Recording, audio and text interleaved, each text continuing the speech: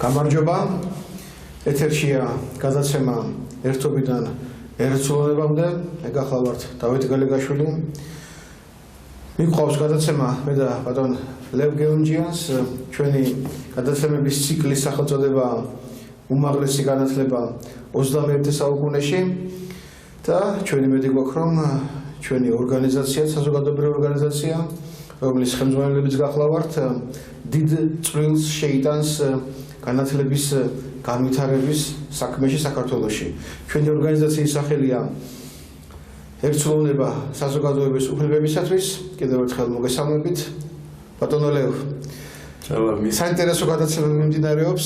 ჩვენ მივუახლოვთ ახალგაზრდების გაჯანსაღებას, როგორც ფიზიკური, ასევე გონებრივი თვალსაზრისით და გავაგრძელოთ წინა გადაცემის თემას. დიდი მადლობა ბატონ დავით, მაყურებელს მადლობა ყურადღებისათვის და ისევ უმაღლესი განათლება,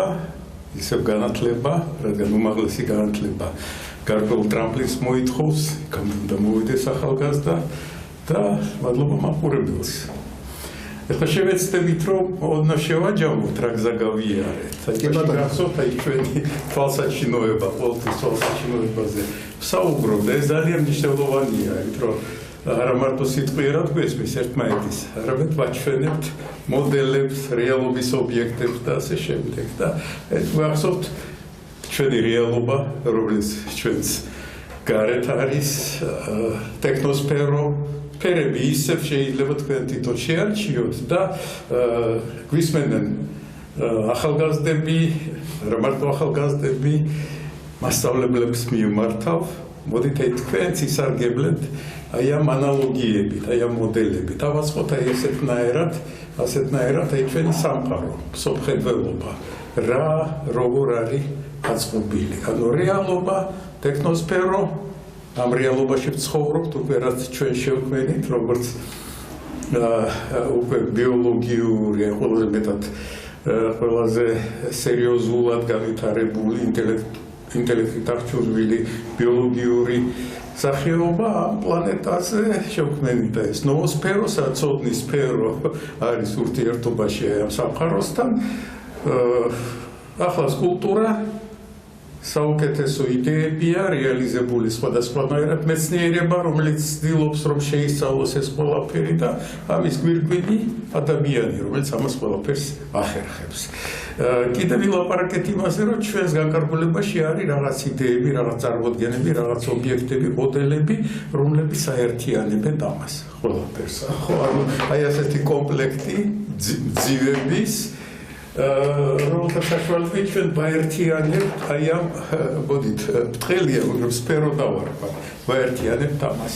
გვაქვს თუ არა ჩვენ მთელი კომპლექტი აი ამ ძივების დღეისათვის სამეცნიერო კულტურული თვალსაზრისით, განათლების თვალსაზრისით მომზადებული იმისათვის რომ ჩვენ შევკრათ ეს ყველაფერი ერთად. ზოგ შემთხვევაში გვაქვს, ზოგ შემთხვევაში ძალიან გვიჭირს და ერთ-ერთი მთავარი და პრობლემა ამაში აი ძივების პოვნის თვალსაზრისით არის რა თქმა უნდა თვითონ ადამიანი, მისი ფსიქიკა, ფსიქოლოგია სწავლობს ამას და ვეძებთ მეცნიერების ამოცანას ამაში მდგომარეობს.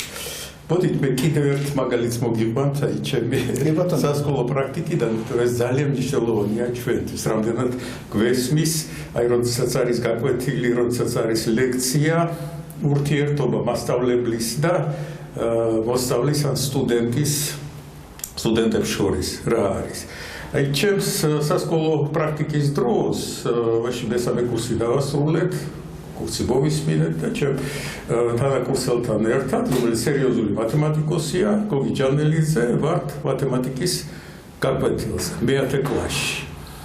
მასწავლებელმა 10 კვადრატული განტოლება დაწერა დაფაზე და ვიეტას წესით მოსწავლეები ამონახსნებს პოულობენ. ანუ განტოლება და მასწავლებელი წერს ორ რიცხვს.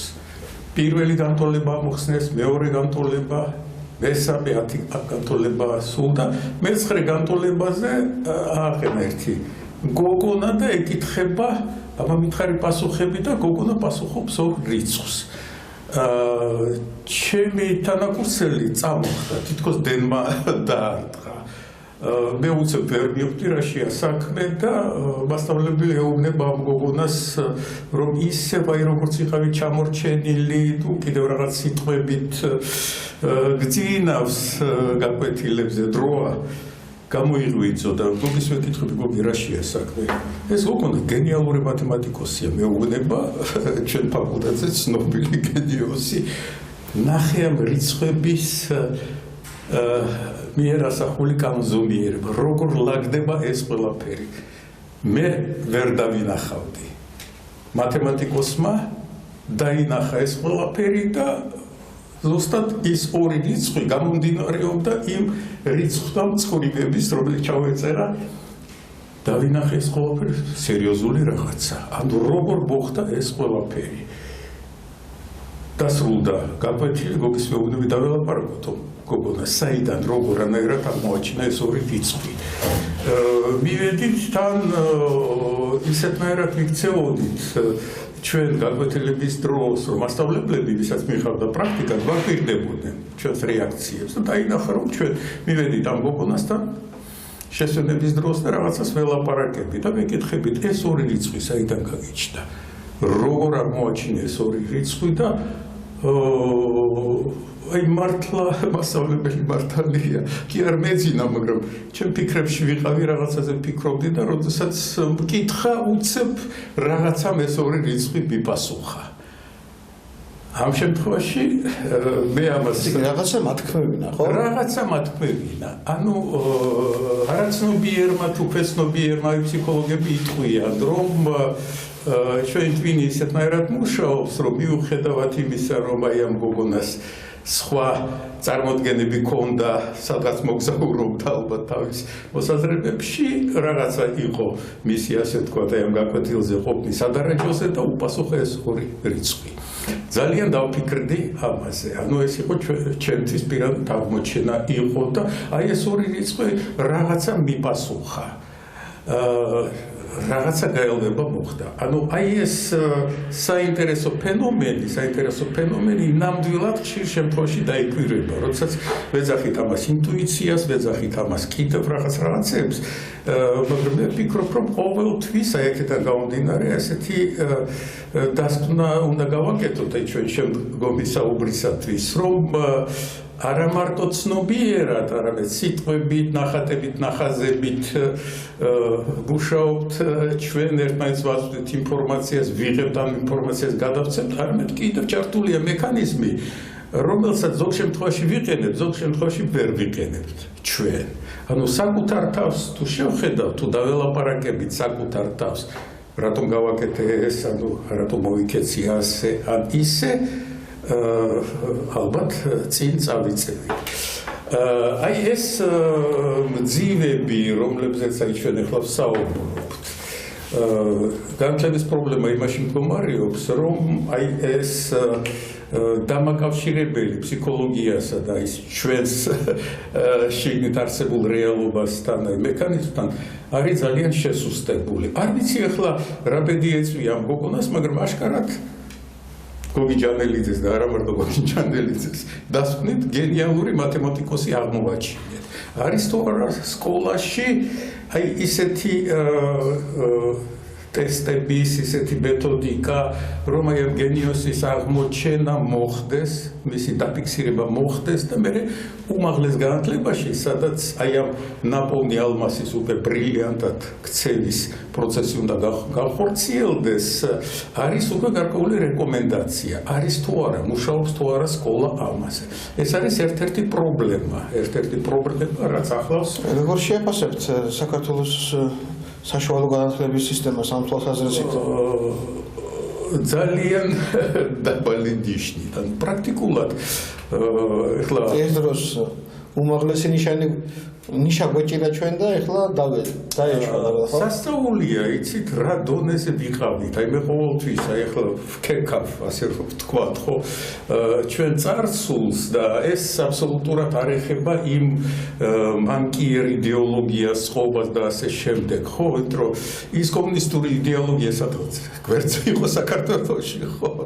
და ჩვენ ცხოვრობდით იმ რეალური ცხოვრებით, ჩვენი პრობლემების ამოცანების გადაწყვეტილებით გადაწყვეტაში ვიყავით და იყო რაღაც რაოდენობა აი ასეთი სკოლების, მასწავლებლების, რომლებიც მოწოდებულები იყვნენ, რომ ახალი თაობა გაიზარდოს, რომ ყველა გენიოსი, რომელსაც აღმოვაჩენ, იყოს სათანადოდ, ასე ვთქვათ, შესწავლილი და გზა გაეხსნას.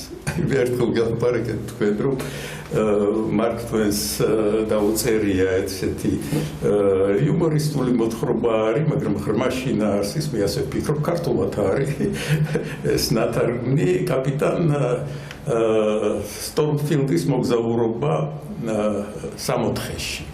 რატომღაც ქართულად არის სტორმფილდი კი არა ცოტა შეცვლილია აი ეს გვარი და მეც იგივე შეცდომა მომივიდა სხვათა შორის, ანუ შვედურს უფრო დავამსგავსე და იქ ასეთი რაღაცა ხდება, რომ ადამიანი რომელიც სამოთხეში აღმოჩნდება, ნახავს რომ იქ დაწყობილია გენიოსების გარკვეული იერარქია და გრადაცია. და ხვდებიან და აღიარებულები ხვდებიან სამოთხეში გენიოსებად ის ადამიანები, რომლებსაც რეალურ ცხოვრებაში არაფრით არ გამოუჩენიათ თავი.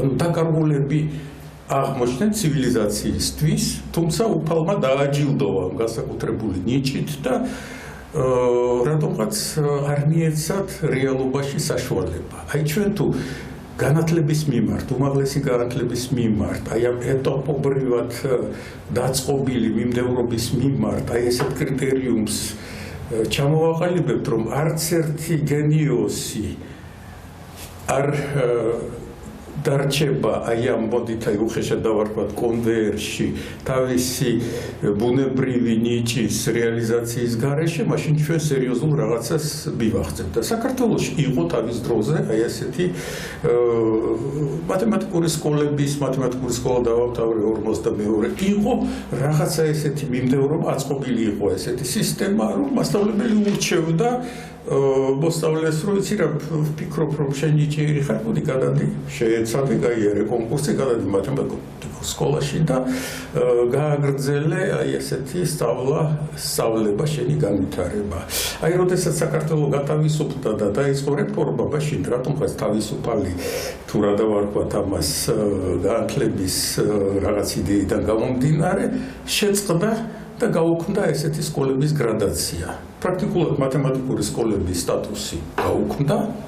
ყველა სკოლა თანაბარია, ყველა ასე ვთქვათ ინტელექტუალური თანაბრები ვართ და აი ესეთი რაღაცა სერიოზული წვეტა მოხდა, თუმცა მე ვფიქრობ, რომ დაახლოებით 15 წელია თანდათანობით მიმდინარეობს ამის აღდგენა, მაგრამ ჯერჯერობით აქ არა ვართ ჩვენ ჩახედულები მთელ აი ამ მექანიკაში. როგორ ხდება, ხო?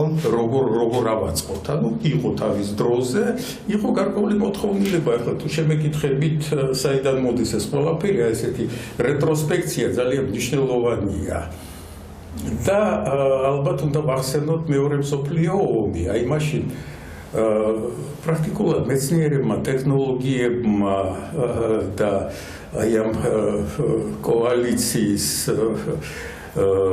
ინგლისი, საბჭოთა კავშირი და ამერიკის შეერთებული შტატები მეცნიერებმა გაიმარჯვეს, ამიტომ აჯობეს ძალიან სერიოზულად განვითარებულ გერმანიას ტექნოლოგიებში, წარმოებაში და აღმოჩნდა, რომ შედეგი დადეს.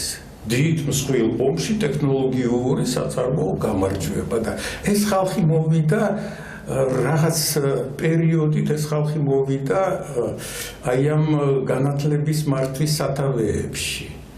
თქვეს და დადეს, რადგან მათი შედეგი იყო საგრძნობი, რომ აი ასე უნდა ვასწავლოთ, ასე უნდა განვავითაროთ ეს დარგი, რომ ჩვენნაირი ახალგაზრდა მოვიდეს და არ შეწყდეს აი ეს მიმდევრობა. ჩვენ გვინდა რომ ახალ თაობას გადავცეთ ის ჩვენი ცოდნა. არა მარტო სამხედრო სარგულის მო ტექნიკური და ტექნოლოგიური და ნახეთ არ გეგონოთ რომ შორს მივდივარ, იმიტომ რომ ერთ-ერთი ძალიან სერიოზული ნიშნული იყო პირველი კოსმოსური აპარატის გაშვება ორბიტაზე.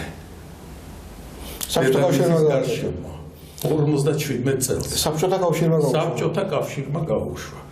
ამერიკამ ამას შეხედა, რომ როგორ ჩამოვრჩებით ჩვენ ჩამოვრჩით საბჭოთა კავშირს ჰარიკა განგაში სპეციალური კანონი შემოიღეს და ძალიან საინტერესო პროგრამა განახორციელეს აი ამ კრიზისის დასაძლევად. მე როდესაც დავიწყე მუშაობა სამეცნიერო დაწესებულებაში აბასთუმის ობსერვატორიაში ვათვალიერებდი ლიტერატურას, იქ ძალიან მდიდარი ბიბლიოთეკა არის და ვნახე პერიოდიკა, ჟურნალები იმდროინდელი, როდესაც ეს კოსმოსური პროექტი უკვე მზადდებოდა, დაახლოებით 9 წლით გაუსწრო ამერიკას საბჭოთა კავშირმა. რა გააკეთა ამერიკამ ამ კრიზისის დასაძლევად? მიმართა საუკეთესო მასწავლებლებს და მეცნიერებს ჰარიკა მიდით მიხედეთ აი ამ საქმეს და პუბლიკაციებს რო ვათვალიერებდი ასტროფიზიკაში, ფიზიკაში, ვხედავდი რომ პუბლიკაციის ავტორი მუშაობს ერთ უნივერსიტეტში, მუშაობს მეორე უნივერსიტეტში, მუშაობს მესამე უნივერსიტეტში. ანუ აღმოაჩინეს ამერიკელებმა რომ ტვინების დეფიციტი აქვთ ნამდვილად და საბჭოთა კავშირთან შეჯიბრის აი ამ გამარჯვებაში საჭიროა რომ აი ამ გამოჩენილმა ტვინებმა გაზარდონ ახალი თაობა. ჩვენთანაც იყო ასე მკაფიოდ არ იდგა, მაგრამ ერთ-ერთი და სერიოზული პრობლემა, რომელიც შეიქმნა ჩვენს რეალობაში, ეხლა უკვე აი ამ თავისუფალი თუ რა დავარქვათ და ამ საკითხს იმიტომ ვეხები რომ მინდა რომ შევცვალოთ ეს ყველაფერი მოხდა აკადემიური შემადგენლობის ეგრეთ წოდებული აფილირება უნივერსიტეტებთან. ანუ მე თუ ვარ ჯავახიშვილის უნივერსიტეტის პროფესორი, მარტო ამ უნივერსიტეტთან უნდა ვიყო აფილირებული და უნივერსიტეტმა ნებართვა უნდა მომცეს, რომ წავიკითხო თქვათ 1-2 ლექცია სხვა უნივერსიტეტში. ანუ უნივერსიტეტის საკუთრება გავხდი. ამით კრიტიკული მასა, რომელიც იყო აქამდე საქართველოში, უცებ დაიშალა. Argumentები აი ჩვენი ხელმძღვანელობიდან, ის ხელმძღვანელობდა აი ამ პროცესი იყო ასეთი, რომ აი ჩვენ პროგრამების აკრედიტაციის ავტორიზაციის დროს ერთ უნივერსიტეტში ხვდება ხალხი, მეორე უნივერსიტეტში იგივე ხალხი ხვდება და ეს არ არის მიზანშეწონილი. ადამიანი, რომელიც შემოქმედებითად მუშაობს, იმას შეუძლია ორ უნივერსიტეტში იმუშაოს და აი ეს ხელოვნური ეხლა ამაზე არ არის იმდენად გამახვილებული ყურადღება, რომ დეფიციტი ნამდვილად ჩანს ჩვენს განათლებაში, კრიზისშია უმაღლესი განათლება და პირველ რიგში ჩვენს საუბრებიდან გამომდინარე თუ რამე სასიკეთო შედეგი ექნება, საერთოდ უნდა იყოს ზუსტად აი ამ აფილირების ცნების მოხსნა და როდესაც მე ვალდებულებას ვიღებდი, რომ გარკვეულ წესებს დავიცავ ჯავახიშვილის უნივერსიტეტში, ვკითხე კადრების დეპარტამენტის თანამშრომელს, რომელსაც ველაპარაკე, რომელიც მიფორმებდა ამ ჩემს ასე ვთქვათ, ჩემთან მემორანდუმს, აი ამ აფილირებასთან დაკავშირებით, და რა შეასაქმე, რას გულისხმობ, რა იგულისხმება. აი ჩვენ ვიტყეს, რომ იმ უნივერსიტეტთან უნდა იყოთ აფილირებული, რომელიც კვლევის საშუალებას გაძლევთ. მაშინ ვიფიქრე, რომ ჩემი კვლევის საშუალებები უშუალოდ იმ სპეციალობაზე უნივერსიტეტს კი არ მოუწია კერძო კომპანიას, რომელსაც დაარსა ეს მიმართულება ელექტრონული და ელექტრონული ინჟინერიის და გვაძლევს საშუალებას, რომ განვავითაროთ ეს მიმართულება. ანუ ხედავთ, აი აქ მოხდა აი ესეთი, სახგონებას ჩვენ ჩამოვურჩით, ხო? თუ ადამიანი ეფექტურია, თუ ადამიანს შეუძლია და მართლა აღიარებულია და მართლა მოთხოვნილია, რამდენ უნივერსიტეტშიც შეუძლია წაიკითხოს ლექციები, უნდა წაიკითხოს ეს ყველაფერი. ევროპაში განათლების თვალსაზრისით, აი ნახეთ, აი ეს თანამედროვე საშუალებები, უკვე დისტანციური ურთიერთობა. მე მაშინ დავიწყე ესეთი პირველად ვიდეო ლექციების ჩაწერა და გავრცელება დევს ინტერნეტში და აი როგორი კმაყოფილი ვიყავი, როდესაც ერთ-ერთ გამოფენაზე, სადაც ბავშვები იყვნენ მოსულები, მასწავლებელმა მითხრა, რომ თქვენ ახართ ბატონ ლევგიონჩიანი, მე და ჩემი ბავშვები ასეთნაირად მიყურებენ და ვერ ხვდები თქვენი ლექციებით ვსარგებლობთ, იმიტომ ელექტრონიკის შესავალში თქვენ ფიზიკაცას ახსენებთ, ზოგადად მეცნიერებასაც, აზრობრივებას ძალიან მოგწონს ეს ყველაფერი.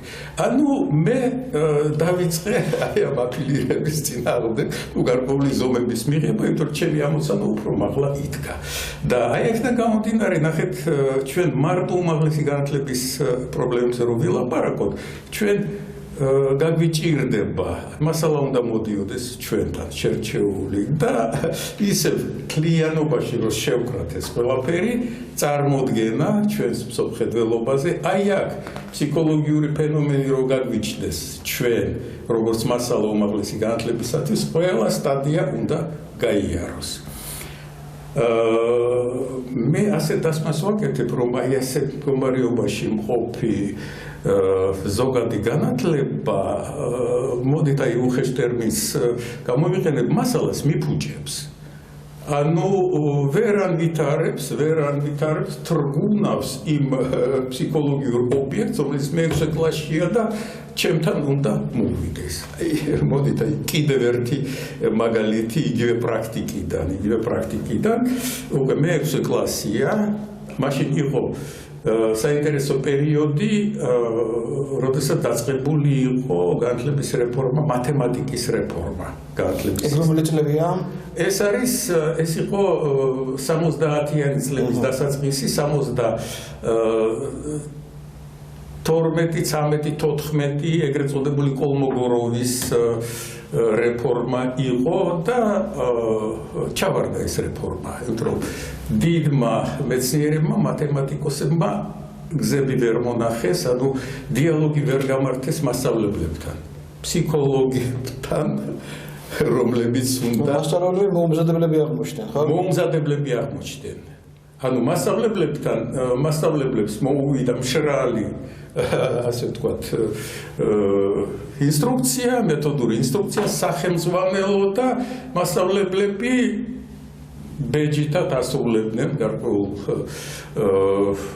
კონვეიერული წესით, თუმცა ჰქონდათ თავისი აი მოგიყევით იმ გენიალური მასწავლებელზე, რომელიც განწყობის ფსიქოლოგიას იყენებდა და აი ამ მე-6 კლასში ასეთი რაღაცა ხდება, რომ თემა არის კონგრუენტულობის ცნება მათემატიკაში.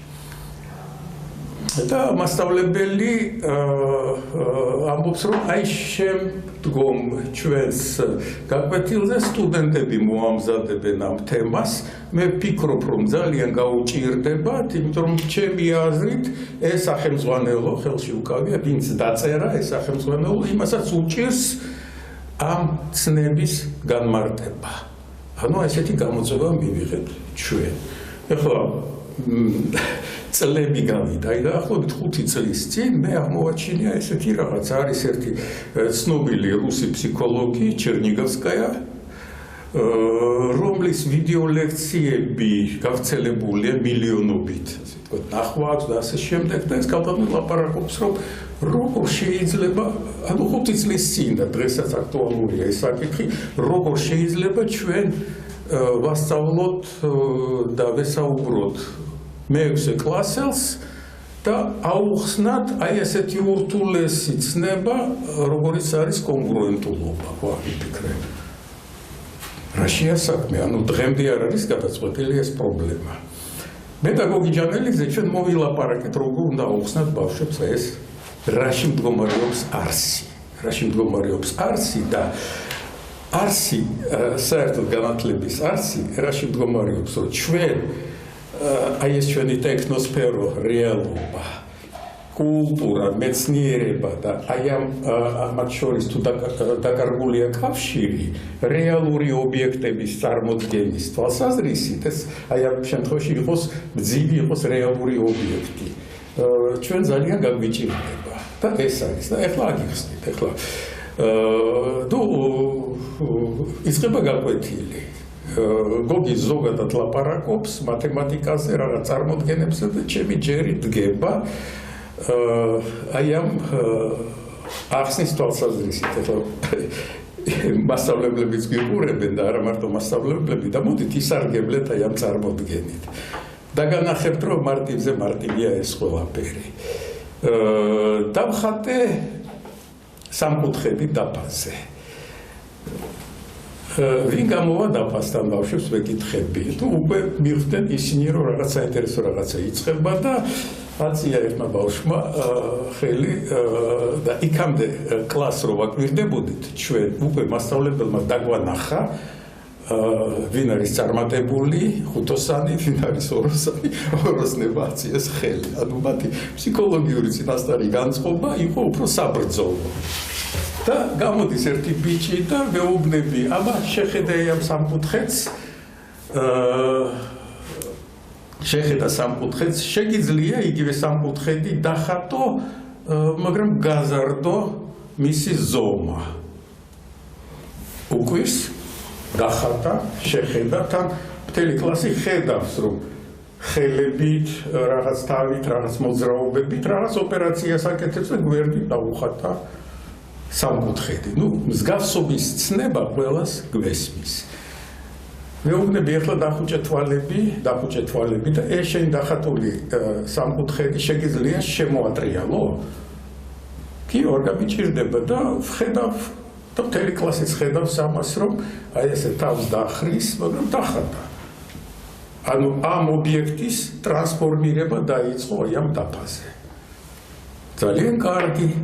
ეს სამკუთხედები რითი განსხვავდებიან? ზომით განსხვავდება და იმით რომ მობრუნებულია. შეგვიძლია ჩვენ უკან მოვაბრუნოთ ეს ყველაფერი, შეგვიძლია დავაპატარავთ, შეგვიძლია ამ ორ ოპერაციას თუ განვახორციელებთ, იგივე საწყის სამკუთხედს მივიღებთ? კიო, თელმა კლასმა გაიგო. მეუთხარი, აი, როდესაც ჩვენ გვაქვს მხოლოდ მასშტაბის შეცვლა, მაშინ მსგავსობა შეიძლება დავარქვათ, მაგრამ თუ რაღაც ოპერაციებია კიდევ ჩასატარებელი, მაშინ ამას დავარქვათ კონგრუენტულობა. ანუ უფრო მსგავსობის უფრო მაღალი ცნება. კლასი მიყურებს ასეთნაირად, მასწავლებელი ცოტა ასე ვთქვათ, დაფიქრდა და მე გამოდის ესეთი რაღაცა. მეუბნები, აი, ყველა ობიექტი არის კონგრუენტული თუ არა. შეგვიძლია თუ არა მაგალითი მოვიყვანოთ ისეთი ობიექტების, რომელთა აი ესეთი კონგრუენტულობის დამტკიცება გაგვიჭირდება. კლასი ფიქრობს თან იმ გენიალურ მასწავლებელთან უკვე ის გაკვეთილი ვნახეთ, ანუ ჩვენც დაკოქილები ვართ ესეთნაირად. მეუბნები, კიდევ ვინ გამოვა დაფასთან? ვის არეშინია? ორი მოსწავლე მჭირდება. გამოდის ორი მოსწავლე, ოროსნები ის ხუთოსნებს თავისი პრესტიჟის დაცემის ეშინია და მეუბნები, აბა გოგონას მეუბნები, მიადე შენი ასე ვთქვათ ხელები დაფას და ბიჭს მეუბნები შემოხაზე და დაფაზე გვაქვს ორი ესეთი გამოსახულება და მეუბნები, აი თქვენი ხელების გამოსახულება კონგრუენტულია თუ არა ამ შემთხვევაში და ვხედავ რომ კლასი ატრიალებს, ფიქრობს იმაზე ზომაზე, ანუ ვიზუალური პროცესორი ამუშავდა აი ამ შემთხვევაში. და კლასი ამუშავდა. რაღაც დუღილია და მე ასეთ რაღაცას ვაკეთებ ხელებით. ანუ ნახეთ აი იმ შემთხვევაში ეს არის აი ამ რეალობის, ჩემი ხელების, ამ ბავშვის ხელების რეალური ობიექტის რეალური ობიექტი და ეს არის მისი გარკვეული გეომეტრიული ფორმა, მისი ასახვის და მეც ესეთნაირად ხელებს ვატრიალებ და ახტა ერთი ბიჭი და შეიგნო ეს ყველაფერი და იცით რაო, აი ჩვენ თუ ქახალზე დავხატავთ ამას, არა დაფაზე, ჩვენ თუ მაგრატლით ამას ამოვჭრითო, ჩვენ შეგვიძლია ეს ორივე ობიექტი შევატანხმოთ ერთმანეთთან, ხო? მთელ კლასს გაუხარდა, ხო? მასწავლებლის დაფიქრდა ამაზე, ხო? და ერთმა წამოიძახა კი, მაგრამ ასეთი რაღაცეები, რატო არ წერია სახელმწიფოში, ხუთოსადი იძახის უკვე. მიშველები არიან აი ამ დაზეპირებას. ზოგიერთი კარგად იზეპირებს და ესმის კიდევაც და რატო არ წერია ასე. და მე უკვე მასწავლებლის სასარგებლოდ ვამბობ, რომ აიცით რა მათემატიკოსები ცაში დაფრინდა მითხრამენ ზოგჯერ და როდესაც აი სკოლაში აპირებენ კაცის დაგეგმას და განხორციელებას უჭირთ. ხო და მოკლედ თემა აუხსენით და შემდეგ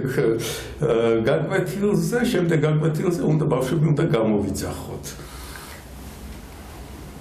გოგი ეკითხება, ვინ გამოვა დაფასთან, ხოროსნებმა აწიეს ხელი. ეს მითადო სიტუაციას სრულიად და მოხდა ისეთნაირად მეც გამოვდიოდი, მეც გამოვიქე ბავშვები და ხედავდი იმ აი ბავშვების სახეს. დღესაც მახსოვს ერთი გოგონა ქერათმიანი, აი ესეთი, რომელიც ოროსნად ითვლებოდა, ხელს რო წევდა და მე ხვეწევ რომ გამომიძახებ, რომ გამოვშდე ამ კლასში. ეს ყველაფერი დამთავრდა იქით, რომ ჩვენ აი ამ ექსპერიმენტების გამო იმსჯელა პედაგოგიურმა საბჭომ და 4-იანები დაგვიწერეს ჩვენ პედაგოგიურ პრაქტიკაში, რომ მასწავლებელთან შეთანხმების გარეშე გამახორციელდა ესეთი ექსპერიმენტები და მეთოდისტმა ვთხოვა, რომ ბიჭებო ძალიან გთხოვთო მიიღეთ ეს ნიშნები, ხო, ანუ თქვენ მართლა გაცილებით წინ აღმოჩნდით, თქვენ კარგად გესმით და თქვენთვის ეს ნიშანი არაფერს არ ნიშნავს. ანუ აი ამის შემდეგ სულ ფიქრობ იმაზე და მაქვს მთელი მიმდევრობა აი ესეთი ფოკუსების, პირველი განვით ფოკუსების, რომლებიც აი ესეთნაირად უნდა იყოს აგებული როგორც ამ მიმდევრობა. და უმაღლეს განათლებასაც ეხლა რომ დაუბრუნდეთ ჩვენ უმაღლეს განათლებას და განათლებასაც აკლია აი ესეთი მიმდევრობა. აკლია ესეთი მიმდევრობა, რომ ჩვენ აი ესეთნაირად წავიყვანოთ ბავშვი ოჯახიდან მივიყვანოთ სკოლაში, ავარიდოთ მის ინტელექტუალური განვითარება აი ამ კონვეიერს, რომელიც სულ სხვანაირად არის დაგეგმილი და მოვიყვანოთ უმაღლეს დაწესებულებაში და შევქმნათ საბოლოო ჯამში ეს პროდუქტი. მე მგონი დრო დადგა, რომ აი ამ შემთხვევაში ჩვენ ისე ფსიქოლოგიას დაუბრუნდეთ და განწყობის ფსიქოლოგიას და მე შევეცდები, რომ ეხლა 10 წუთში მოკლედ აგიხსნათ რაში მდგომარეობს ეს ყველაფერი. ტერმინს რო შევეხოთ განწყობა, საერთოდ აი განმარტებითი ლექსიკონები რო ვნახოთ, განწყობა ეს არის წინასწარი მზაობა მოქმედებისათვის. ელექტრონულ რესურსებში ვნახე და განწყობილება არის ხალისი სურვილი. უკვე არის გარკვეული განსხვავება, ხო? ინგლისურად არის mood, настроение, რუსულად არის და განწყობაზე როდესაც არის საუბარი, წინასწარ განწყობაზე set an attitude. ანუ ეს სიტყვიერი განწყობებაც არის აი ამ შემთხვევაში შინაარსობრივად. და როდესაც უხსნი ხოლმე ბავშვებს ან უფროსებს მეუბნება ესეთ რაღაცას, აი მოდით გადახედეთ საკუთარ თავს, აი როცა თქვენ იყავით პატარა ბავშვი, ხო, პატარა ბავშვი, ფლობდით ენას? არა, თანდათანობით ისწავლეთ, ფლობდით რაღაც წარმოდგენას სამყაროზე, ასე ზოგადად და მარტივად უფრო რთულად? არა, და თანდათანობით თქვენ სწავლობდით მთელი თქვენი ცხოვრების განმავლობაში და მიაღწიეთ გარკვეულ ინფორმაციულ მდგომარეობას. ანუ თქვენ თავში გაჩნდა სიტუაციათა ბიბლიოთეკა. ნახეთ? ანუ ეს ყველაფერი ჩაიბეჭდა, თქვენი გამოცდილება ჩაბეჭდილია თქვენს მეხსიერებაში. თქვენი გამოცდილება უკვე გაქვთ და როდესაც ახალი რეალობა და ახალი სიტუაცია გხვდებათ, თქვენი მეხსიერება და ის, რაც ჩვენში მუშაობს, იმ წარსული სიტუაციის ვარიანტს გთავაზობთ. ანუ თუ სიტუაცია გამეორდა, ეხლა ჩვენ სტუდიაში ვართ, პირველად ვართ, პირველი ჩაწერა არ არის, მაგრამ ამ თემაზე პირველად ვსარგებლობ და ძველი გამოცდილება არ გვაქვს. ჩვენ, ხო? ანუ ეს არის უნიკალური, პირველად მიმდინარეობს ეს ჩაწერა, ამაზე საუბარი და ჩვენც აი სიტყვები თანდათანობით ცნობიერად და არაცნობიერად ვცდილობთ, რომ ავაგოთ რაღაც ერთობლივი კონსტრუქცია, ხო? მეორედ რო ვილაპარაკოთ ჩვენ, აი კიდევ ერთხელ ვერ გავიმეოროთ ეს ჩვენი ჩანაწერი, უკვე გვექნება წინა გამოცდილება, აი დღევანდელი გამოცდილება მომავალში გამოგვადგება ორჯერ, სამჯერ, რატო ხდება თეატრში ან აი ესეთი ჩანაწერების დროს რეპეტირება, რეპეტიცია, გამეორება, იმიტომ თანდათანობით ჩვენ გვიჩნდება უკვე ჩვევა, არაცნობიერი ჩვევა, რომ ეს ყველაფერი აი ესეთი ზედმეტი უფრო სწრაფად და ზედმეტი ფიქრის და საკუთარ თავთან საუბრის გარეშე გავიმეოროთ. პრაქტიკულად ნებისმიერი სპექტაკლი თეატრალურ წარმოდგენას რო შევადაროთ, ეს არის იმ როლში შესვლის და აი იმ სახის ასე ვთქვათ, იმ გმირის არაცნობიერი სახის გამოჩენა სცენაზე. ჩვენც ასეთები ვართ. ხო? და აი აქედან გამომდინარე გამოდის, რომ ჩვენი სულ უკარ ნახობს ამას. სულ სადარაჯოზე დგას და გვთავაზობს აი წინასწარ განწყობას, ხო?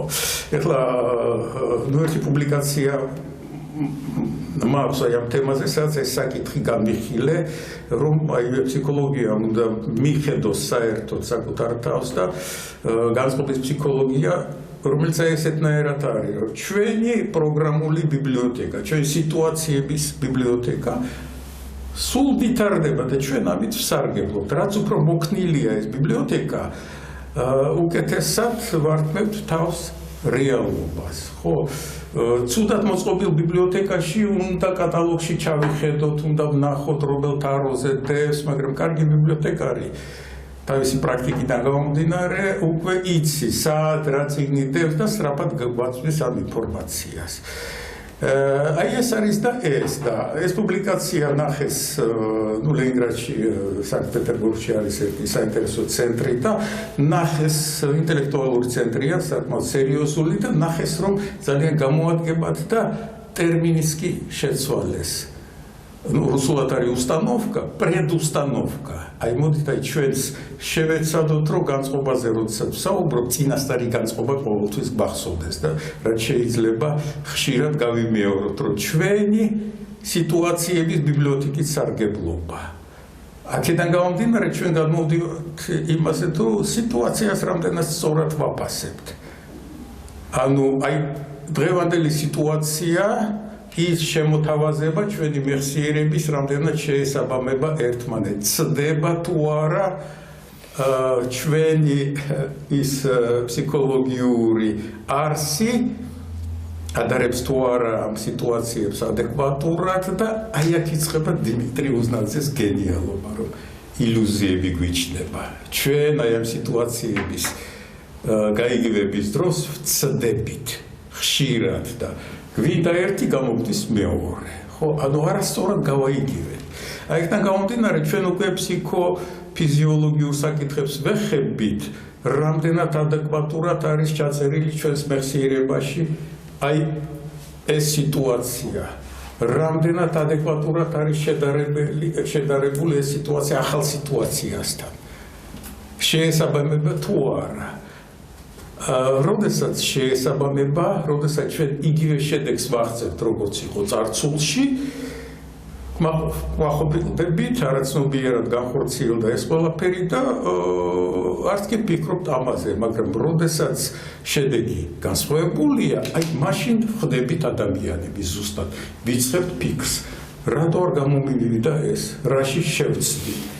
თუ ვიცი რომ ქვეცნობიერად მე სხვა სიტუაციაზე ვიყავი განწყობილი, მაშინ ალბათ თქვენ უნდა გითხოთ, ბატონო დავით, რატომ მომივიდა ეს რაღაც ან სხვას, ამ მცოდნე ადამიანს, ანუ უკვე თქვენი ბიბლიოთეკით ვიწყებთ სარგებლობას.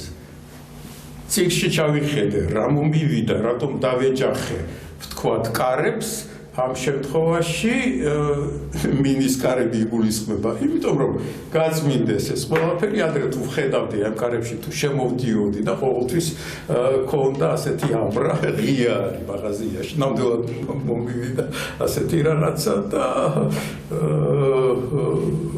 გარეცხეს აბსოლუტურად გამჭვირვალე იყო ეს მინის კარები, ეს მოხსნეს და მე არაცნობიერად დავეჯახე და მე ვუთხარი ბიჭებო რა ქენი. უი, სასტრაფოდ უნდა ჩამოვიდოთ ეს ყველაფერი.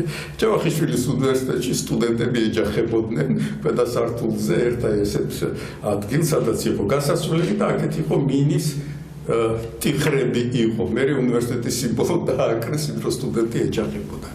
ანუ აი ჩვენი არაცნობიერი ქცევის და ცნობიერი ქცევის მოწესრიგება არის საჭირო. თუ ეს მოვაწესრიგებთ და აი ეს მომენტი, როდესაც ჩვენ ვაჩერებთ ჩვენს არაცნობიერს და ვხდებით ადამიანები და ვეკითხებით საკუთარ თავს ან ვიღაცას, Dimitri Uznadzem ამას ობიექტივაციის მომენტი დაარქვა, ობიექტივაციის მოვლენა. მაშინ ჩვენ ვსარგებლობთ უკვე იმ სიტყვებით, საკუთარ თავს ვეკითხებით, ადამიანები ვხვდებით, აი ამ გარემოში აღმოჩნდებით ცნობიერები და უკვე პასუხს პოულობთ. თუ ვიპოვეთ პასუხი, თურმე ეს ყოფილა ასეთი რაღაცა. იმ მაღაზიით ხშირად ვსარგებლობ კომპიუტერული რაღაცა, ასე ვთქვათ, აქსესუარები იყიდებ და ყოველთვის ვაკვირდები ამას. უკვე საგანგაშო, უკვე განწყობა გამიჩნდა, რომ აქ შემოვდივარ, ვხედავ, არის თუ არა, ხო, ღია არის ეს კარები თუ არა, უკვე ვსინჯავ. ნუ არაერთი თუ დააკვირდები საკუთარ თავს, არაერთი ესეთ შემთხვევა არის. ეხლა ბატონო, თქვენ მაგალითი მოიყვანეთ სამხედრო კოალიცია, რომელიც მეორე მსოფლიო ომის დროს შექმნილი, მათ ამოცანები გაუჩნდათ, ზუსტად რა უნდა გაეკეთებინათ. შემდეგ რა შედეგიც რომ უნდა მიეღწიათ ამისთვის, მათ შეცვალეს განათლების სისტემას, მეთოდებიც იმისთვის, რომ ამ შედეგისთვის მიეღწიათ, ანუ მათ გააჩნდათ მიზანი და ამას მოარგეს და ერთ-ერთგვარ თანაფარდობაში მოიყვანეს საკუთარი განათლების სისტემებიც, იგივე კოსმოსური თანამგზავრის გაშვების მაგალითიც არ მარტო ომი ამ შემთხვევაში, მაგრამ წინა საომარი ვითარება, ვინც მეც გაუშვებს კოსმოსში თანამგზავრს, მით უფრო ძლიერი იქნება მომავალ ომებში, ხო? რა კითხვა მინდა დაგისვათ. ვიდრე მანამდე ჩვენ მაგალითად საქართველოს საშუალო განათლების სისტემაში, რომელსაც უნდა მოამზადოს ახალგაზრდები უმაღლესი განათლებისთვის და უმაღლესმა განათლებამ უნდა მოამზადოს ეს ადამიანები პროფესიებისთვის და კიდევ უფრო სამეცნიერო მიმართულებისთვის, ხო? ამ შემთხვევაში აი ეს თუნდაც განწყობის თეორიით განსაზღვრული ცნობიერი და არაცნობიერი მოვლენები როგორ შეიძლება ჩამოყალიბდეს? აი დღევანდელ დღეს რომ შევუფარდოთ თქვენი ეს თხრობას, რა არის გასაკეთებელი დღეს საქართველოსთვის, რომ აი ეს მიზანი გამოჩნდეს, ამ მიზანს სამეცნიერო დაწესებულებები შეესაბამებოდეს, რომელშიც ადამიანები უნდა გადავიდნენ უმაღლეს სასწავლებლებიდან და ამისთვის კიდევ სკოლაში რა უნდა მოხდეს იმისთვის, რომ ეს ბავშვები და პედაგოგები ჯერ და შემდეგ უკვე ბავშვები აი ამ გზას გაუყვნენ. ჩვენ პრაქტიკულად არანაირი მიზანი არ გაგვაჩნია. ჩვენ არ ვიცით რა გვინდა, ჩვენ არ ვიცით რა უნდა ვაწარმოოთ, ჩვენ არ ვიცით როგორი მეცნიერი უნდა გამოვიდეს, რომელმაც რა უნდა გააკეთოს შემდეგ. წარმოდგენა პრაქტიკულად არავის არ გააჩნია და ამიტომაც არის რომ დაიშალა პრაქტიკულად აწყობილი სისტემა, სადაც გამორჩეულები ვიყავით ქართველები. რა უნდა გაკეთდეს ამისთვის, რომ ეს ნელ-ნელა ცნობიერად და არაცნობიერად მიზნისკენ წარიმართოს. დიდი მადლობა აი ასეთი ძალიან სერიოზული შეკითხვისათვის. ნუ მეცნიერი ყოველთვის თუ არ არის მოწყვეტილი აი ამ სამყაროსგან, როგორც ფსიქოლოგიური ობიექტი თუ ფლობს მეცნიერებას, მიზანდასახულად უნდა ცდილობდეს, რომ აი ასეთი სახის ამოცანები გადაწყვიტოს. რაც უფრო მაღალია და რაც უფრო რთულია ამოცანა, ხო? როგორც გამოწვევა, ეხლა რასაც მეკითხებით, ეს ჩემთვის გამოწვევა არის, მაგრამ საკუთარი თავისთვისაც დამისვია ესეთი ამოცანა. წინა ჩვენი საუბრის დროს და ესეც განწყობის ფსიქოლოგიის ნაწილია, სამ ნაწილად დავყავით ჩვენს გარშემო არსებული საზოგადოება, ინდივიდები, სუბიექტები და პიროვნებები. ჩვენ საქართველოში აშკარად გვაქვს დღეს პიროვნებების დეფიციტი, რომლებიც უშუალო ჩართულები აღმოჩნდებიან საგანმანათლებლო პროცესში. აი ჩვენი გადაცემაც აი ესეთი ისრის როლს უნდა ასრულებდეს, რომ იმედი მივცეთ იმ ადამიანს, რომელიც გამოვიდა ამ სისტემიდან და ფიქრობს, რომ არაფერი არ ეშველება, სამინისტროში სუბიექტები არიან, მათ ვერ აუხსნი ვერაფერს, გაქვეყნებულია რკინა-ბეტონია ამ განათლების სისტემის მართვაში, რომ გაუჩნდეს გარკვეული სწრაფვა და მოდი დავიწყოთ აი ადგილ-ადგილ, აი სადაც თქვენ იმყოფებით, სადაც შეხვდებათ ბავშვი, სტუდენტი, თქვენ თუ გაგაჩნიათ აი კოლეგებო, რომ თქვენ რაღაცას ფლობთ, რაღაცა ცოდნის გადაცემა შეგიძლია თქვენ ახალგაზრდებისათვის, გაესაუბრეთ და ჩვენი ორგანიზაცია მეგონი ჩვენი ერთ-ერთი აი გეგმაზე ვსაუბრობთ, რომ ჩვენ აი ესეთი ვირტუალური სკოლა შევქმნათ, რომ მივაწოდოთ ეს ინფორმაცია, რაც ახლა მოგიყევით, აი ეს და აი ეს ფოკუსები. ზუსტად ობიექტივაციის უნარის ჩართვა ვასწავლოთ მასწავლებლებს, რომლებიც დაირაზმებიან ამ მომოცანის გადასაწყვეტად. ანუ ზემოდან რეფორმირება დღეს ჩემი აზრით კარგად ვიცნობ კორიდორებს, კულუარებს და უმაღლეს განათლებას გამორიცხულია, რაღაც სერიოზული უნდა მოხდეს, მაგრამ სერიოზული უკვე მოხდა, აღიარა პრემიერ-მინისტრმა, რომ გვაქვს სრული ასე ვთქვათ დეფოლტი, ორი დოკუმენტი გამოჩნდა, ახლა ერთი არის რეფორმის კონცეფცია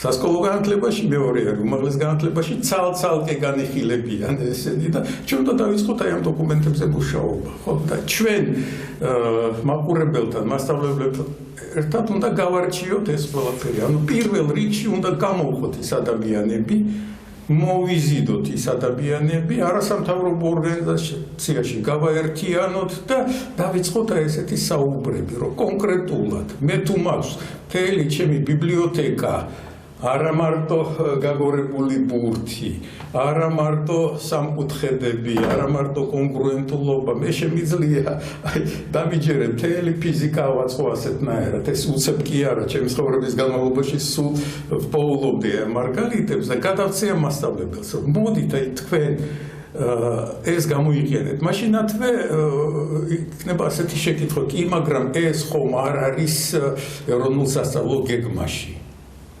თქვენ ეროვნულ სასწავლო გეგმის ამოცანები, თქვენი მეთოდური მიდგომები და თქვენი აი ამ არსენალით უნდა მიაღწიოთ აი ამ მიზნებს. ის ამოცანა დასრულდება, ამოცანა ზოგადად არის დასმული, მაგრამ მეთოდური მიდგომებით ჩვენ შეგვიძლია ასეთნაირად შევცვალოთ. სხვა გამოსავალს მე ვერ ვხედავ. აქ კიდევ ერთი მომენტი, რომელიც ძალიან მნიშვნელოვანია. აი მასწავლებელი თუ მეტყვის და მე ნამდვილად მქონდა ზალდასტანიშვილის სახელობის ზალდასტანიშვილის სკოლაში იყო ესეთი ერთი შეკრება, სადაც საკმაოდ დიდი რაოდენობა იყო ესეთი მასწავლებლების აფხაზეთიდან იყო ჩამოსული ხალხი და ეს სამკუთხედები დავანახე მთელ აუდიტორიას და მოუწოდებდი, რომ აი მოდით დავიწყოთ აი თვითორგანიზება. წლები გავიდა, სადაც დიდი ხნის წინ იყო 15 წელი მაინც არის გასული და დღეს ისევ გამიჩნდა ამის საშუალება. თქვენ და მაყურებელს მეუბნები, რომ მოდით აი ესეთნაირად ვითანამშრომლოთ. ჩვენი ორგანიზაციის სახელით დავიწყოთ აი ესეთი ფოკუსების, ანუ აი ესეთი ობიექტივაციის უნარის დანერგვა ჩვენს განათლებაში. განათლება დაზეპირება კი არ უნდა იყოს, ყოველი გაკვეთილი უნდა იყოს ცნობიერების ჩართვის სეანსი. და აქ ჩნდება მთავარი დაბრკოლება, რომელიც ჩვენ გვახასიათებს, შიში. ანუ ყოველი ეს ობიექტივაციის უნარის ჩართვა არის დაკავშირებული შიშის დაძლევასთან. შიშის დაძლევასთან ნახეთ ოროსნები უშიშარი ხალხია, ხო, სხვანაირია. სკოლაში როდესაც ვიყავი, ნუ მაშინ ჩემთან ერთი 2-3 ოროსანი იყო მიმაგრებული და ყველა ჩემი გამოცდილებით მაშინ მოვძებნე რაღაც ხერხები და ნამდვილად გამოსწორდნენ და ბუნებრივად პოულობდი ყველასთვის მისაწვდომ რაღაც ახსნას. აქედან მოვულიდი, იქიდან მოვულიდი და მეხმარებოდა ჩემი ბიძაშვილი ამაში. ბატონი ვიყავი, ხო? მეუბნებოდა რა სასკოლო გამოცდილებიდან, ხო? იქაც ბებია ჩემი სეზონში კიდევ ახალგაზრდა გოგოები იყვნენ, მაღალ კლასელები, იმ წინა თაობის, ხო? ვიკითხებოდი, აი ეს როგორ აუხსნა, აი ასე ჯობია ასე აუხსნა, ჩემმა მასწავლებელმა ასეთნაირად ამიხსნა. ანუ მე აღმოჩნდი ამ იდეების, ამ მიდგომების გამავრცელებელი, ხო და აი შიშის დაძლევა, ნახეთ რამდენად მნიშვნელოვანია. გითხარით, რომ ჩვენს მეხსიერებაში კიდევ არის აი ეს, რაც ახლა გითხარით განწყობის ფსიქოლოგიასთან დაკავშირებით, ამას ჩვენ დავაზუსტებთ და მასწავლებლებს და არა მარტო მასწავლებლებს მოუწევდეთ და ვთხოვ, რომ მოდით აი ჩვენ სექტემბრიდან იმედია დავიწყებთ აი ესეთ საუბრებს კონკრეტულად მეც პირადად გავაქტიურდები ორგანიზაციის სახელითაც ვიმოქმედოთ ერთად და იყოს გამოვიყენოთ ეს ტექნიკური საშუალებები, რომ გავავრცელოთ ეს მიდგომები, ეს ინფორმაცია და ეს ფოკუსები, რომ მასწავლებელმა დაფიქრდეს, რომ ასე მირჩევნია ბავშვებს აუხსნა. გასაგები ენით არის წარმოდგენილი ეს ყველაფერი და შიშის დაძლევა. აი ოროსნება შიში დაძლიეს და აი ეს ფაქტორი, შიშის ფაქტორი ყოველთვის დგას ჩვენს სადარაჯოზე. ეს ძველი ევოლუციურად გამომუშავებელი პროგრამა არის, რომელიც გვიცავს. თუ ჩვენ ვაიგივებთ აი ამ შიშს რაღაცა საფრთხესთან გავრბივართ, ან ხდებით აგრესიულები და უპირისპირდებით. და კიდევ ახლა ერთ რაღაცას ვიტყვი, რაც აი ითვლება, რომ აი მკრეხელობა არის საერთოდ, რომ ჩვენ არასწორი წარმოდგენა გვაქვს საერთოდ ბავშვების აღზრდაზე. არ გითვალისწინებთ, რომ ბავშვი არის პატარა ცხოველივით მომქმედი ბიოლოგიური ობიექტი და პირველ რიგში, როდესაც ჩნდება ამ ქვეყნად, ვითარდება ისე, როგორც ბუნება მოკარნახა და ევოლუცია. ანუ სწავლობს იმ პირველადი პროგრამებით მოქმედებას. ანუ სულ ყოველთვის დგას შიშის და აგრესიულობის საზღვარზე. მაგრამ ჩანერგილია, რომ მშობელი არის მისი საუკეთესო მეგობარი.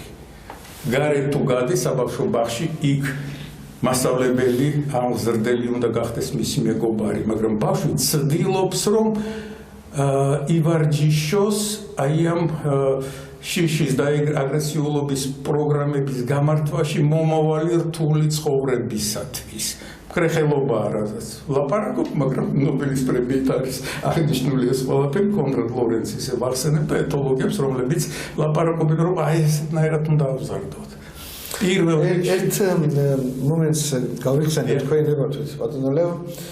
გარდაიცვალა ჩვენი კათოლიკოს პატრიარქი ილია მეორე და ხშირად გადის მისი გამონათქვამები, მისი სიუჟეტები, ოდის რა უთქვია. და ერთ-ერთ ინტერვიუში ის იხსენებს, რომ სკოლაშიო მე მასწავლებლები არ მეყვარდაო. არცო მათ არ უყვარდი მეო. ну ახლა ხუმრობ იტყვება მას ღიმილი იტყვება რა თქმა უნდა უყვარდი ამ შემთხვევაში პირობითია რა ახლა და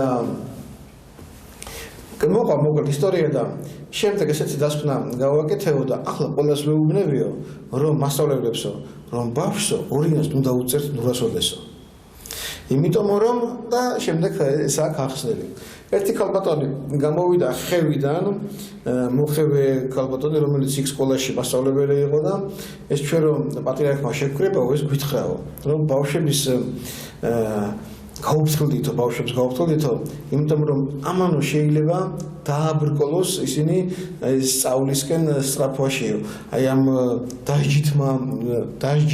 დაჟის ელემენტია ხო ორიანს უნდა უწერდა რო გადაუჭრა იმეც ადამიანს რომ შენ ასე და ასე შეიძლება ბევრად ახსნა მაგრამ მე უყვებისაც პატრიარქისგან მოვისმენე ილია მეორესგან და არასოდეს ახალ უწერო ბავშვ ორიანსო ის ქალბატონი ამბობდა და ეს უფრო კარგი გამოვიდაო მოკლედ ბავშვებთან ურთიერთობაში აი შიშის ფაქტორიც აი ამასთან ხომ არაა დაკავშირებული და აღზრდასთან მიმართებაში რას გვეტყვით ზუსტად ამას უკავშირდება ну ჩვენ პატრიარქი ბრძენი ადამიანი იყო და მოწოდებული იყო ზუსტად აი ამ პრინციპულ საკითხებზე ფიქრისათვის და ბავშვობიდანვე ქონდა ეს გამოცდილება უჩნდებოდა ანუ მისი განწყობების ბიბლიოთეკა ანუ სიტუაციებზე რეაგირების იყო უმდიდრესი ნამდვილად და ნახეთ ეს არის გარკვეული სადამსჯელო ოპერაცია როდის არის გამართლებული რას გამოიწვევს ეს ყველაფერი აი 42 სკოლის ფიზიკის მასწავლებელს აი ასეთი ფორმა ჰქონდა მოძებნილი. ორიანი რგოლში გაფრთხილება. ანუ ორიანი არისო. ორიანი არისო, მაგრამ გაფრთხილება, რომ აი ამ საკითხს უნდა მიხედო. აი პირველად, როდესაც დაფასთან გამოვედი აი ამ სკოლაში და რაღაც ამოცანა ამოხსენი და პასუხი დავწერე და ორიანი რგოლში მეუბნება და სწორად ამოხსენი ეს ყველაფერი, მაგრამ აღმოჩნდა, რომ აი ბოლო გამოსახულება, რომელიც მე დავწერე დაფასზე, უკვე გამარტივებული ნიშანი შემეშალა. წინა გამოსახულებაში მქონდა პლუსი, აქ რატომღაც სიხარულის გამო, ხო მინუსი, აი ეს ვერტიკალური ხაზი დამავიწყდა, უკვე ტრიუმფში ვიყავი და რატომ ორიანი შეხედეო დაფასო გამოვასწორე ეს ყველაფერი. ამას აქვს პრინციპული მნიშვნელობა. როდესაც ჩვენ ნიშანს ვცვლით, ეს ნიშნავს, რომ ჩვენ პრინციპულად ვცვლით მაგალითად მიმართულებას. ან მიდიოდი ერთი მიმართულებით მიზნისაკენ და უცებ შეცვალე მიმართულება და მიზანს შორდები. აი დღესაც მახსოვს ეს ყველაფერი. რა თქმა უნდა გამოვასწორე ეს ორიანი და აი ყოველთვის, როდესაც ორიანის მაგივრად უნდა მოხდეს ინდივიდუალური მუშაობა ამ საკითხზე. არ მიმაჩნია მე რომ აი ასეთი სუსტი ბავშვები არსებობენ, ყველას სჭირდება გარკვეული ნიშანი. აი ეს გენიალური გოგონა, რომელზეც ვილაპარაკეთ. თქვენ ოროსნებს ძალიან კარგად ახასიათებთ. უფრო მოწინავენი აღმოჩნდნენ, ხო? რთულ ვითარებაში, ვიდრე ხუთოსნები. მაჩნდელია. ანუ მათ ინდივიდუალურ, აი შინაგან განწყობას, მათ მოდელს, ფსიქოფიზიოლოგიურ მოდელს არ შეესაბამებოდა ის სწავლასწავლების მიდგომა.